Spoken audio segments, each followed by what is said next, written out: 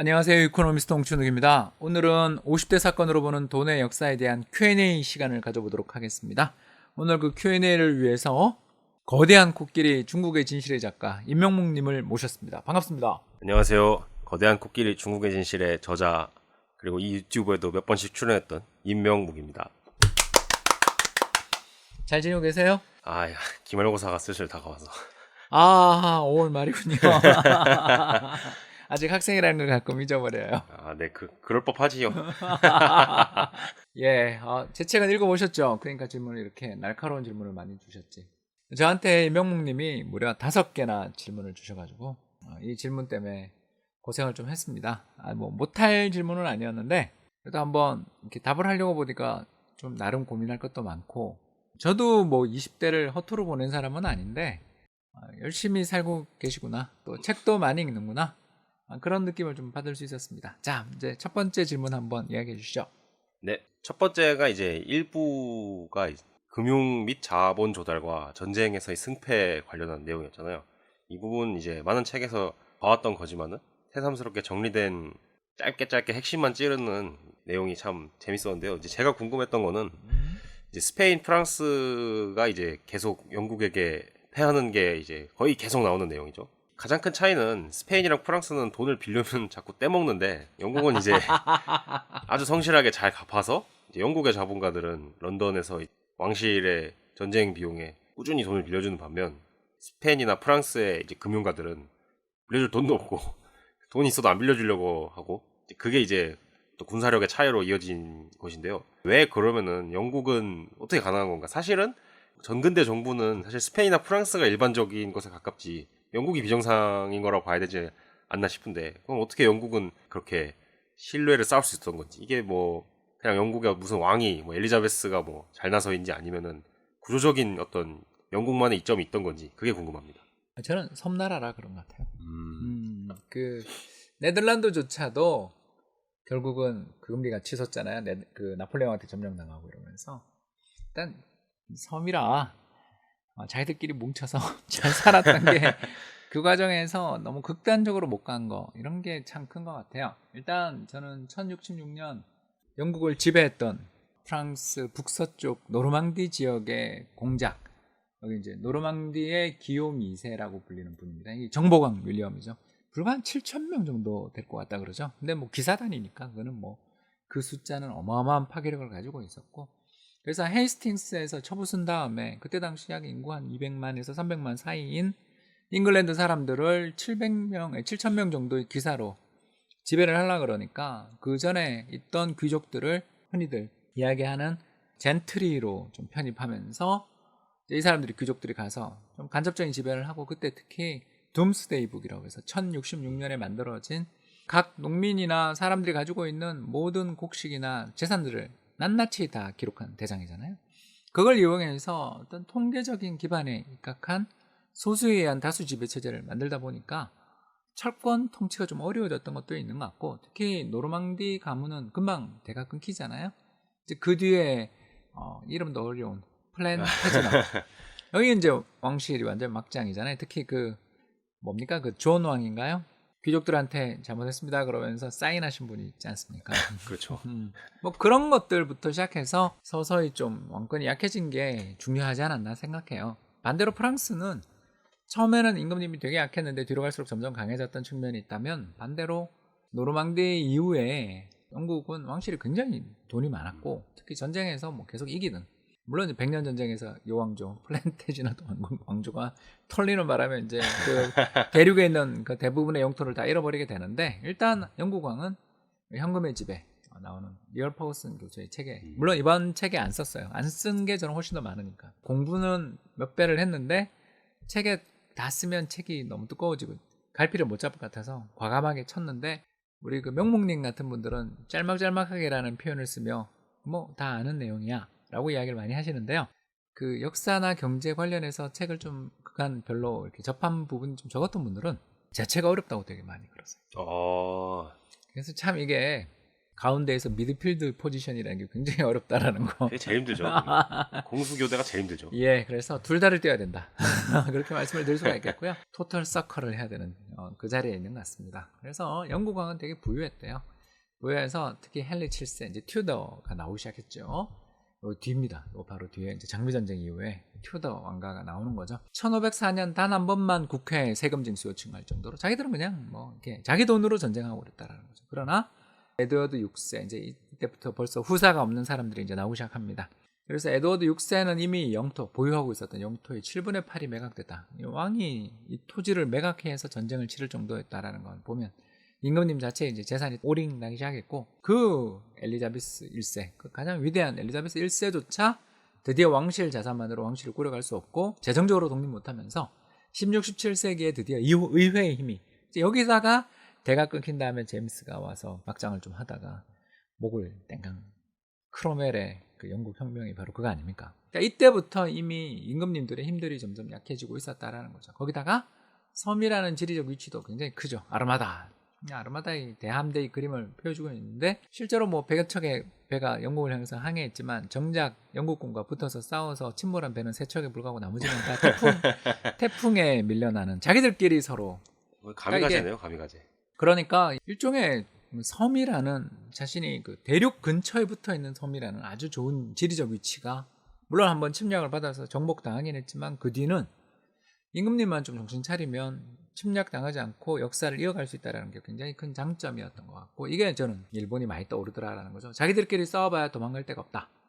두 번째 외적의 침략에 맞설 구심점이 있다. 그래서 왕가가 계속 유지되는 두 나라가 대륙에 붙어 있고 그리고 세 번째가 대륙에 붙어 있어서 교육도 할 수 있으면서 또 방어도 용이하고 또 확장 국면의 노략질, 사략선까지도 비슷한 거죠. 여기다 영국이 일본보다 더 좋았던 게 신대륙이 가깝다라는 그렇죠. 절호의 조건까지 있었다라는 게 바로 저는 그러니까 제도적 요인, 명예혁명을 통해 가지고 임금님을 너 그러면 안 돼 이렇게 단호하게 말할 수 있는 분위기가 조성됐던 것도 중요하지만 여기 떠나가서 지리적 여건이라는 것을 도저히 빼놓을 수는 없다. 그러니까 지리적 결정론이라고까지는 제가 말 못하더라도 아일랜드는 보면 뭐 반대로 정복당했으니까 물론 적어서 그렇지만 아무튼 이런 섬이라는 지리적 위치 플러스 온대지방 거기다 대륙에 붙어있기 때문에 교육도 가능하고 또 문명에서 혜택을 좀 받을 수 있는 로마 문명의 절반 정도 그 잉글랜드 지역까지는 일단 로마의 점령이 있었죠. 또 일본도 마찬가지로 당나라 견당사 보낼 수 있을 정도의 거리에 있는 이런 나라들이 상당히 경제 발전에 유리하다라는 그런 이야기를 좀 들을 수가 있는 것 같습니다. 답이 되는지 모르겠어요. 네, 아주 이제 흥미롭게 잘 들었고요. 또 이거 들으니까 그 얼마 전에 제가 또 열심히 읽었던 이어 모리스 교수님이 뭐 하고 있나 요즘에 뭐 쓰고 계시나 궁금해서 사이트에 들어갔는데 이분이 원래 영국 사람이지 않습니까? 그렇죠. 그래서 요즘에 쓰고 역사가 계시는 게 그러면 뭐 다 영국 사람들이죠. 호스본부터 해서 뭐. 근데 아무튼 홉스범 진짜 뭐 EH 카도 그렇고. 네. 이분이 이제 요즘에 이제 자국 영국 사람이라 그런지 영국 8000년사 뭐 이런 걸로 이제 쓰고 계신다고. 그래서 대륙에 애매하게 떨어져 있는 섬인 영국의 지리적 위치와 영국 역사의 관계 이런 걸로 이제 쓰신다고 하는데 또 아주 기대가 되는 바여서 질문도 이제 이런 걸로 한번 꾸려봤었습니다. 그 좀 잘 번역됐으면 좋겠어요. 중요하죠. 예, 그 우리나라 번역해 주시는 분들의 노고에 대해서는 저도 번역해 본 사람으로서 참 잘 아는데 맥락을 모르고 번역하시다가 참 이렇게 얼마 전에 저 독일 무슨 상인 가문에 관한 책도 그랬었고, 네, 그렇죠. 네, 뭐 참 좋은 역사책들이 사실은 좋은 반응을 얻어야 될 책이었는데 제대로 된 반응을 받지 못하고 오히려 출판사 입장에서는 참 안 좋은 경험을 하게 되는 경우들도 있어서 부디 좀 잘 번역되길 바라는 마음입니다. 네, 계속 하시죠. 네, 두 번째 질문입니다. 제가 이제 또 지리나 기후, 환경에 관심이 많아서 2부에서 명대 멸망이 굉장히 재밌었어요. 그리고 같이 나오는 게 아메리카가 발견되면서 이제 글로벌 교역망이 형성되고 명이 이제 거의 은혜 블랙홀처럼 그게 아주 재밌었는데요. 근데 이제 다 양면적인 게 있는 거잖아요. 그러니까 명이 어쨌든 그런 글로벌 교역망의 중심지로 떠오르면서 발전한 것도 있지만은 소빙기라는 기후적 충격으로 이제 멸망했다는 것인데 그러니까 이 같은 기후 환경적 변동이 중국 왕조 순환에 끼친 영향은 이제 활발히 논의되고 있는 주제이기도 해서 이를테면은 이제 기후 자료 중에 고기후 재구성 자료 중에 이제 석순이 굉장히 또 중요한 자료인데요. 그렇죠. 석순의 이제 그 칼사이트 함량이나 이런 걸 이제 분석하면서 산소 동위원소 분석을 통해서 당시 이제 강수량이나 기온을 할 수 있는데 중국의 이제 엄청 석순 동굴이 또 많잖아요. 그래서 중국 석순 동굴 자료를 통해서 그거를 쫙 만들면은 강수량이랑 기온이 줄어들 때 딱 왕조 교체기라는 거죠. 그런 논문도 이제 나왔다는 거죠. 근데 신기한 거는 17세기 소빙하기는 세계적으로 있었던 건데. 그렇죠. 우리도 경신대기근. 네. 근데 왜 유럽에서는 그러면은 물론 유럽도 힘든 일이 많았겠지만은 뭐 나라가 망하거나 그러진 않았잖아요. 그래서 유럽에서는 어떤 일이 있었는지 혹은 뭐 극복했다면 어떻게 극복했는지 이런 게 좀 궁금했습니다. 이제 두 가지 효과가 같이 있었던 것 같아요. 1492년 콜럼버스의 신대륙 발견. 이제 물론 거기 살고 있던 사람 입장에서 정말 이게 무슨 발견이냐 그러시겠지만 아무튼 1492년 이후에 세계에 너무나 큰 영향들이 있어서 그게 중국과 다른 방식으로 나타났다. 저는 그렇게 좀 말씀을 드리고 싶은데요. 시작을 해보겠습니다. 방금 이야기했던 논문이 나왔습니다. 벌써. 예, 바이죠. 잉바이와 쿵 정도가 되겠는데요. 이 두 분이 쓴 2011년 논문은 굉장히 유명한 논문입니다. 이 2011년 논문에서 기원전 200년부터 기원 후 19세기 말까지 약 2000년 동안에 북방민족의 침공과 중국의 북방 침공의 패턴을 분석한 논문이 있습니다. 예, 강수량이 적어지면 아까 석순 이야기했죠. 강수량이 적어지면 북방 유목민족들은 풀이 덜 자라서 식량난을 겪고 그 결과 침공하게 된다는 거고요. 그래서 바이와 쿵은 2000년 동안의 전쟁 그리고 강수량 그리고 황하 수위 등에 대한 정보를 수집해서 분석한 결과 강수량이 줄어들 때 북방민족의 침공이 늘어난다라는 것을 밝혀낸 바 있습니다. 그래서 최근 들어서서 역사학계에서 가장 핫한 주제 중에 하나다라고 말씀을 드리겠고요. 우리나라에서도 가로림만이라는 만이 있습니다. 그 만에 있는 축적되어 있는 퇴적물 통계 등을 통해 가지고 과연 뭐 예를 들어서 벽골제가 정말 백제 시대의 저수지였느냐 아니면 방파제 아니었냐 그런 거에 대한 논문들도 나오고 그럽니다. 우리도 점점 고대사에 대해서 이런 기후 변화들을 접근해서 쓰는 논문들이 나오기 시작했다는 것만 해도 많은 발전들이 있다고 볼 수 있겠고요. 이런 논문들은 앞으로 우리 또 명목군 같은 뛰어난 인재들이 써주셨으면 하는 바람도 있는데 일단 명목군 이쪽은 아니실 것 같아서 이제 조금 더 넘어가자면 이런 대단한 논문들이 있던 것 중에 제가 재밌게 읽었던 게 2013년 이 논문이었는데요. 제가 책에 썼죠. 그래서 보면 지금으로부터 약 500년 전 요 사이에 소빙하기. 그래서 최근에 우리가 온난화로 되게 고생하고 있는데 불과 한 100여 년, 200년 전만 해도 전부 빙하기에 대한 공포가 굉장히 심했다라는 걸 이 그림을 보면 한눈에 알 수 있습니다. 그래서 굉장히 기온이 줄어들고 있는. 그래서 지금 현재의 기온, 지난 2000년 동안의 평균 기온 여기 있죠. 이 기온이 대충 점선이라고 본다면 이때 당시 거의 한 0.5도 정도 추웠다라고 합니다. 0.5도면 별거 아닌 것 같아 보이지만 사실은 상당한 변화였다고 볼 수 있겠고요. 엄청나죠. 그래서 그 가장 대표적인 피해 지역이 바로 프랑스라는 것입니다.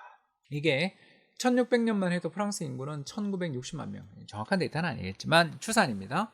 굉장히 인구가 많은 나라였습니다. 그런데 1750년 2460만 명, 그리고 1850년에는 3630만 명까지 늘어납니다. 야, 빙하기라는데 왜 인구 늘어요? 이제 이렇게 물으시면 바로 감자죠.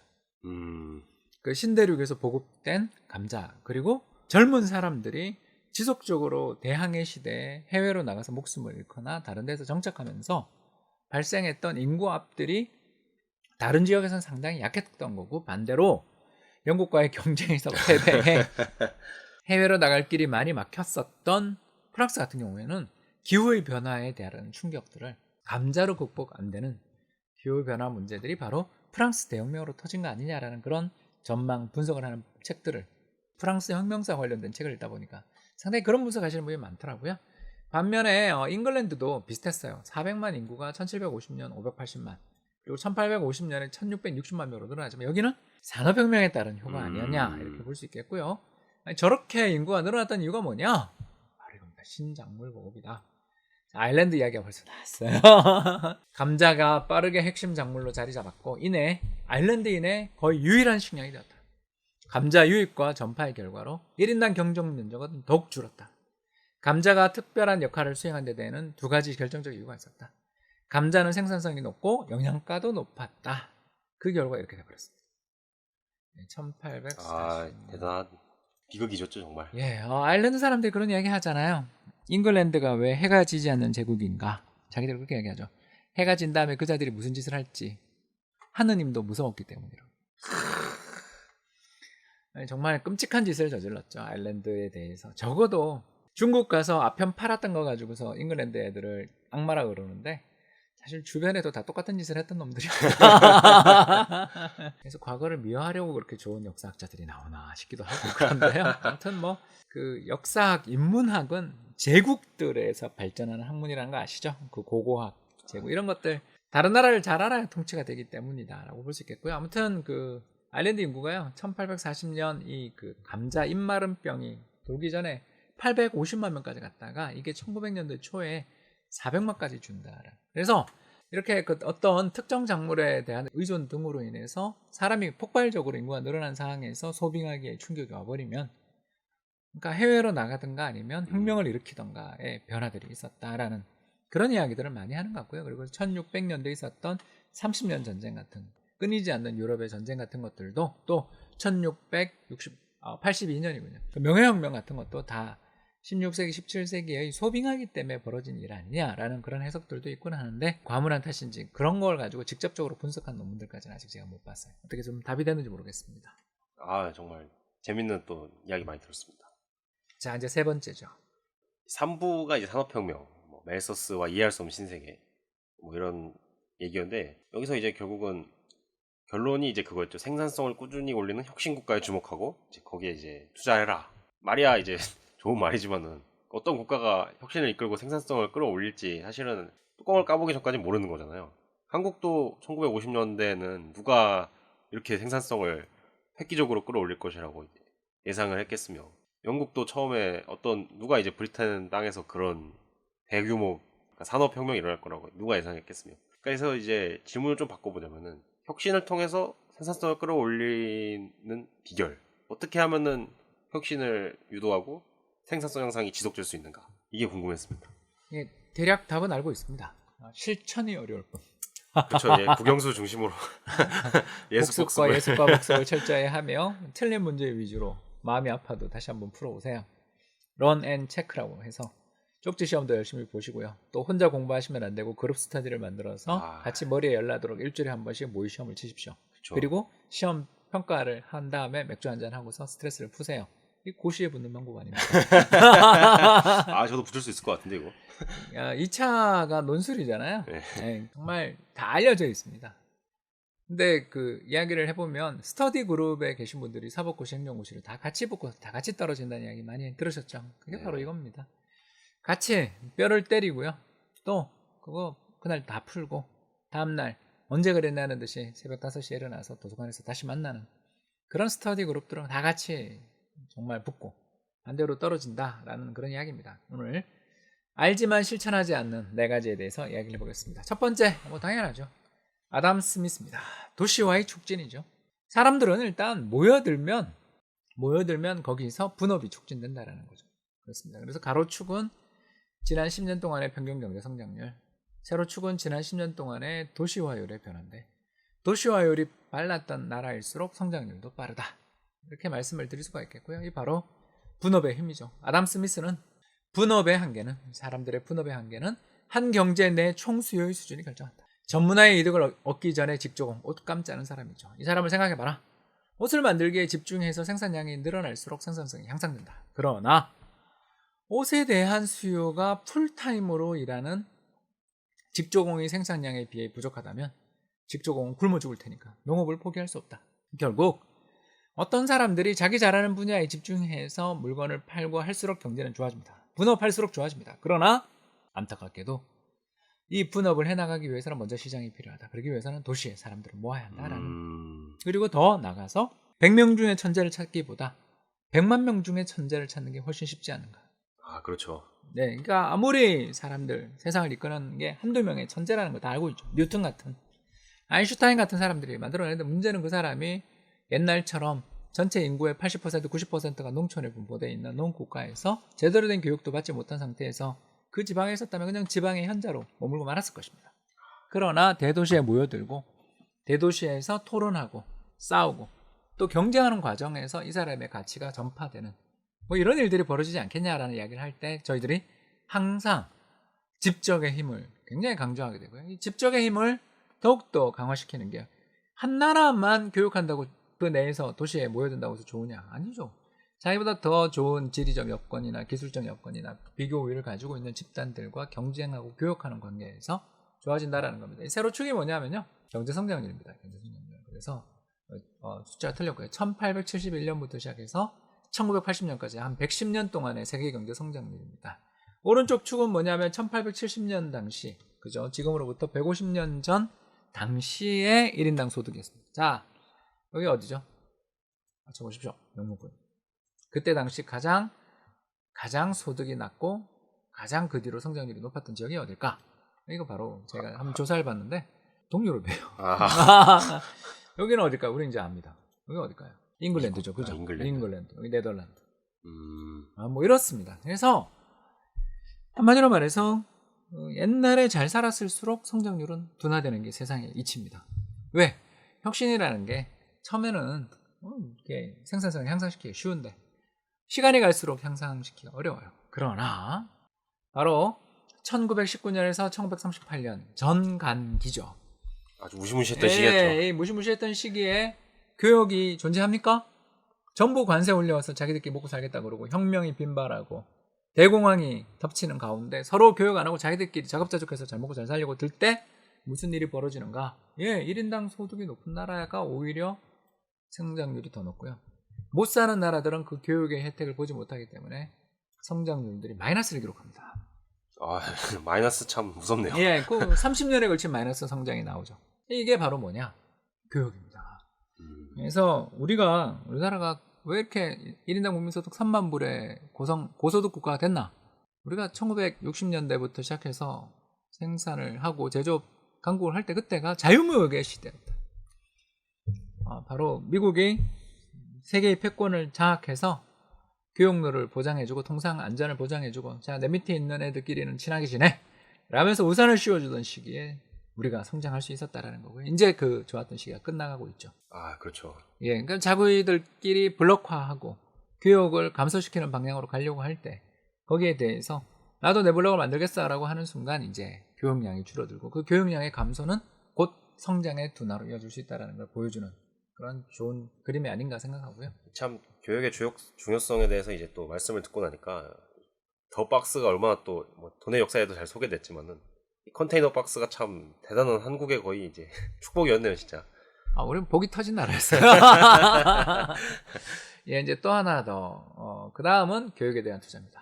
오른쪽 축은 피사 점수입니다.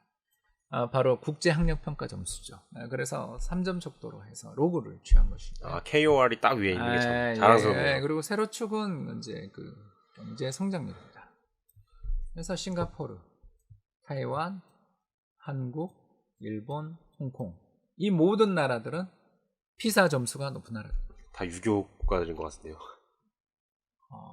정말 그러네요. 일본도 여기 있고요. 뭐 인도네시아도 여기 있습니다.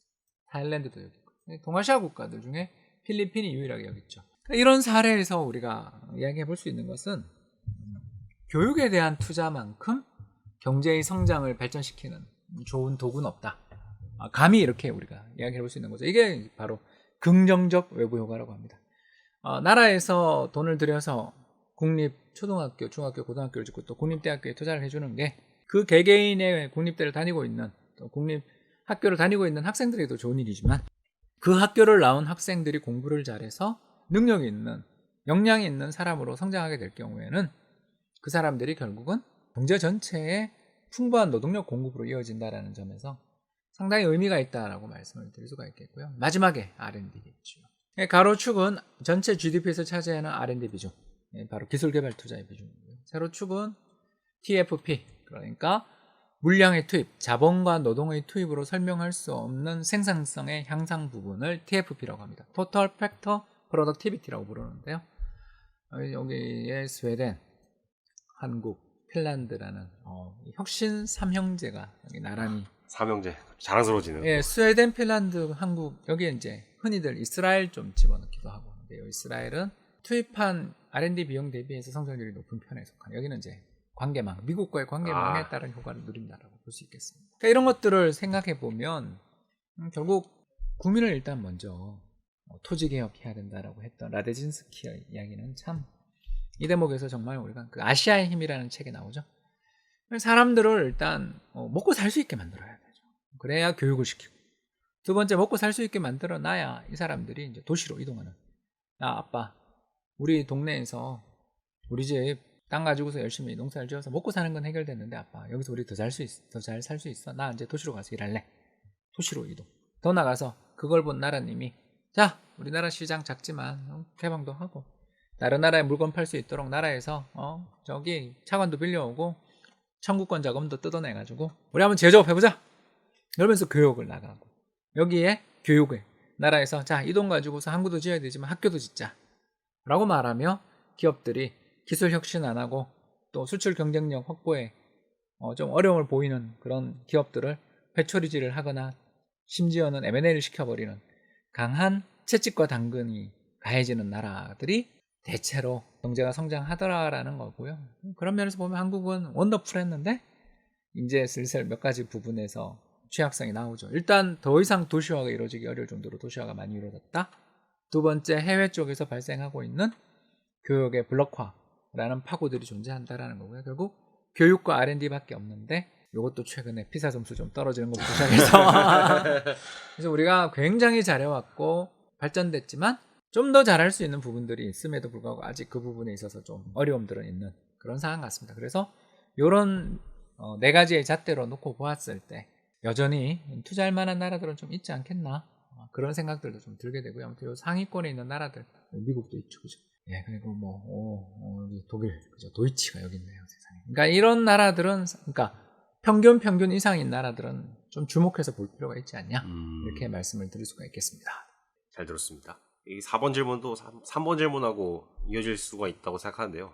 이제 마셜 플랜 등이 이제 작동하면서 이제 서독이나 일본이 주로 경제가 부흥하고 미국 턱밑까지 1인당 GDP가 추격해오는 그래프가 굉장히 흥미로웠는데요.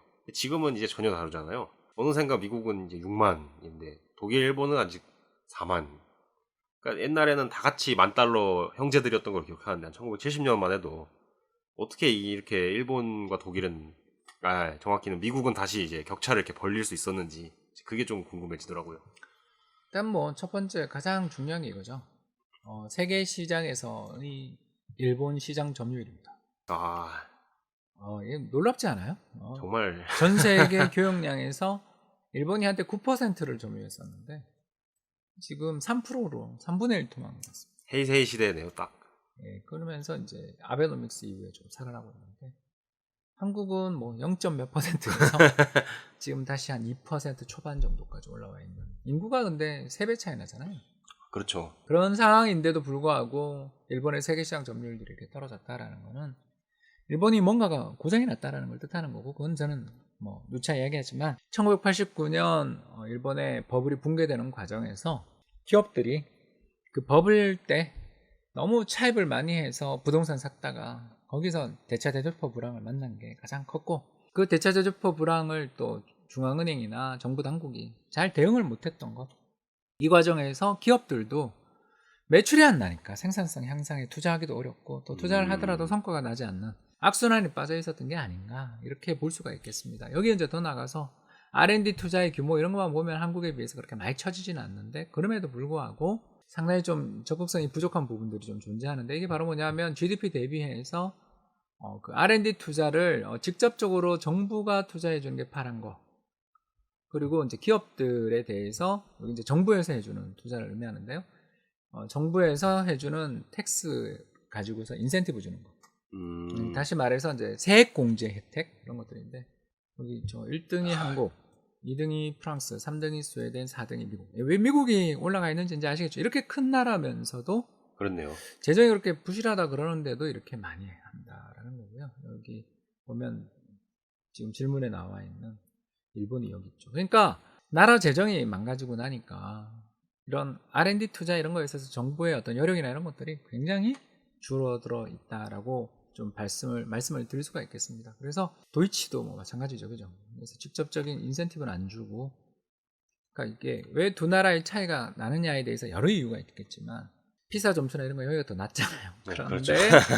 미국은 세계 최하위 정도 수준의 학생 교육 수준을 가지고 있는데 이제 결국 이민 앤드 R&D 투자를 정부가 적극 독려하는 거여서 그래서 생산성의 향상이 계속 독려되는 것. 그리고 독일은 유로존에 있는 불쌍한 다른 나라를 뜯어먹으면서 살고 있다라는 거고요. 독일의 물가 상승 물가입니다.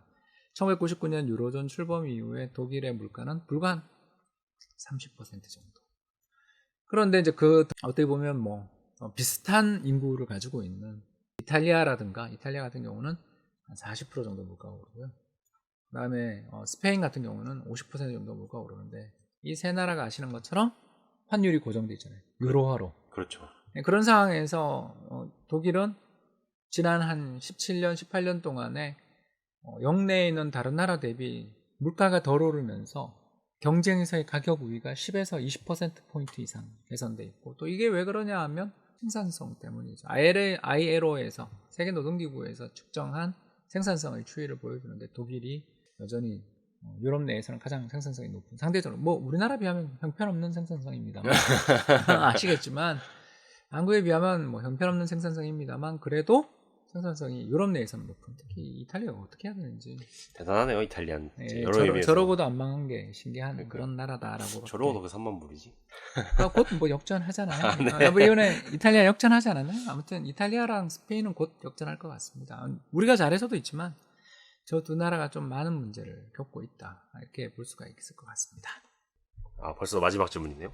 책이 이제 이탈리아나 이제 메디치가 이때부터 한국의 IMF 이후까지 굉장히 많은 시대를 다루고 있는데 제가 이제 책을 쭉 읽으면서 느낀 거는 결국 돈은 이제 잘 돌아야 한다. 그렇죠. 이게 중심 메시지 같았습니다.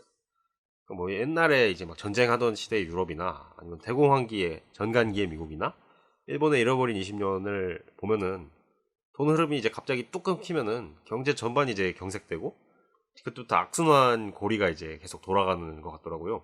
옛날이야 그냥 옛날이니까 그렇다 치고 몰랐으니까 그럴 수도 있다 치고 대공황기도 황금 족쇄라는 근본 이제의 덫에 걸렸으니까 이때도 몰랐다 치고 근데 이제 90년대 일본을 비롯한 요즘에는 그래도 현대 경제학이 굉장히 많이 발전도 해 있고 다양한 이제 연구나 책에서 박사님이 소개해준 그런 데서도 보면은 이 청산주의는 좀 경제를 잘 굴리는데 문제가 많다. 이게 거의 이제 컨센서스까지는 아니어도 굉장히 이제 강력한 근거들이 있는 것 같은데 왜 이제 아직도 재정 건전성에 호의적인 국민 여론인지 다른 철학 때문인지 청산주의가 이제 강력히 이제 어필하는지 그게 좀 궁금해지더라고요.